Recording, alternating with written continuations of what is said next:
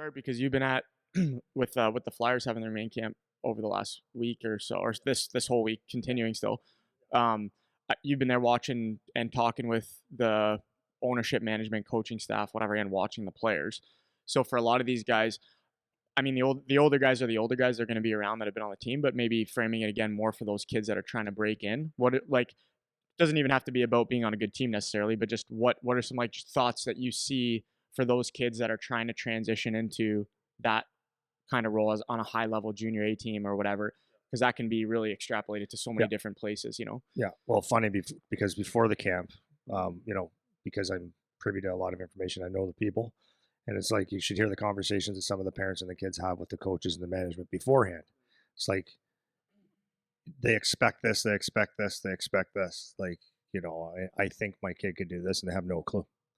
So before they even get to the camp, they're already as a family having expectations of what they should, almost like what ice time and what where they should slot on the team, with zero information on how good the league is, right? So they're thinking like already that they deserve something. Okay. So that's the first thing. And then I'm like, that's when you walk into junior hockey and you're really clueless because you have no idea. Your sample size is small.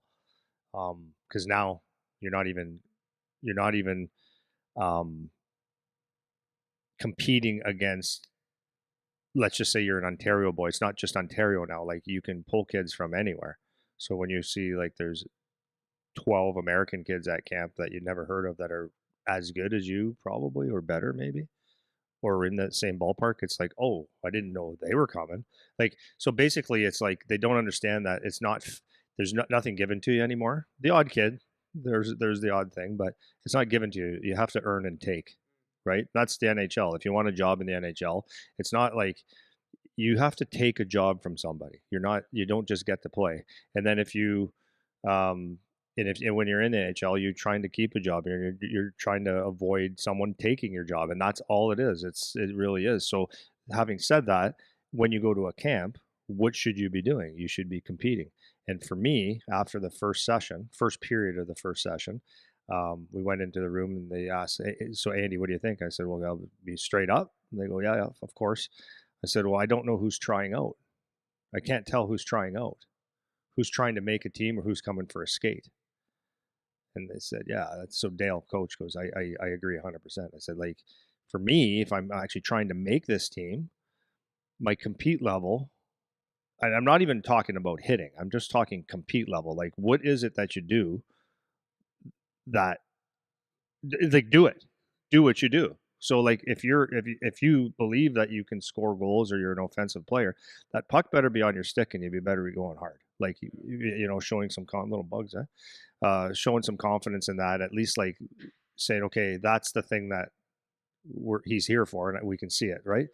But for me, it was a compete. I'm like, now the older guys that are on the team and stuff, like, yeah, I understand. Like, you're on the team, you're already signed, you've been there for 2-3 years. It's different. You don't need necessarily have to go run a 17-year-old or a 16-year-old, but and you understand the process of it. So you got a lot more of a leash. But it's the guys that are trying to get a spot or on the bubble. It's like, what are you doing? So at the end of the 2 days, there was one guy that stood out to me. And if you would have asked anyone before that, in fact, one parent made a comment that, like, kid can't play. Well, he can play junior because he was the only one out there. Hey, Charlie, he had about 10 hits in yesterday's game. Big. Is he skilled? No. Like, no. In fact, he skated with me a couple weeks ago, and he is raw, raw, raw. And if you would have asked me on that ice time if he could play junior at any level, I'd say not yet. Not even. No, he's big though, like 6'4", probably at 16. And I would have said not a chance. But in the game, he went out there and competed, and for 2 days, he was probably the best on the ice at least one day, and very recognizable the second. So, like, then the question was, should he play? And I'm like, okay, well, here's the thing, right? Why do we follow this guy? Because he's been hyped that he's really good. He can do this. He didn't do anything. He didn't come to compete. This guy did, and with some work, his skating will get a little bit better if, because I can tell he's a kid that will work on it, but he's going to compete and he's going to play hard. So like he's a one guy.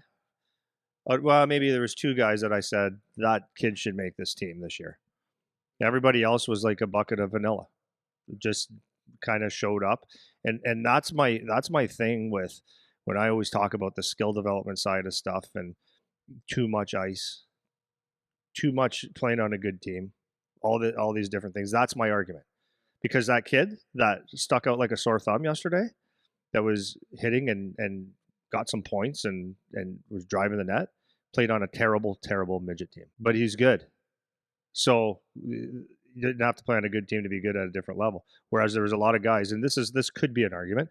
There's a lot of guys that were on a really high end team that just didn't go hunt pucks and track hard. This guy backchecked hard. This guy did all the little things that it makes you a junior player, where the other guys just didn't. Now that's the question. When you play on a good team, maybe it's coaching, maybe it's not. But if you play on a good team, are you in the position now to let someone else do that work? Or if you're the star and you're the big goal scorer, whatever it is, and you don't have to do all the hard stuff and you score goals. Well, it doesn't really translate. Some guys it does, but it doesn't translate into the next level. So that's for me. That's what the camp was, and I not argued, but I said to the guys, I said like to find that guy that stuck out like a sore thumb, that finished hits and stuff like that. It's what everybody wants. And I said, you have 40 guys here, 50 guys here, and I said there's one. And I said, you have to look long and hard for that kid to get him somewhere else. I said, so I would hang on to this kid as long as you can. Yeah. Well, Period. it's funny because of like the judgment on what's good from, let's say, less trained eyes is often they default to the skill stuff to make a judgment, you know? So there's another guy I'm thinking of too that on the ice, um, same thing, like not skilled, like no skill. But what the reason people say this kid could be good is because he's a rough and tough. So he's not the guy that you expect to QB the power play. He's not the guy that's going to be your tape to tape sauce over four sticks every time. Like that's not the guy. He does something else. And for this kid, it's like same kind of thing. He's going to do a different job. But if you're again, this is where parents they can mistake the importance of being skilled, you know, and there has to be a baseline of skill. Like it's not that you can have zero. Like you have to be able to skate and shoot and handle a puck to a degree. But once you hit that baseline, there's guys that are far above that baseline and there are guys that aren't far above that baseline, but they have a different tool set. They have different things that they're strong at. And that's something that people need to understand, especially going into a junior camp. I just remember the mentality of always being the guy that is going to get points or something. And there's just so many other things that you can do to stand out. Yep.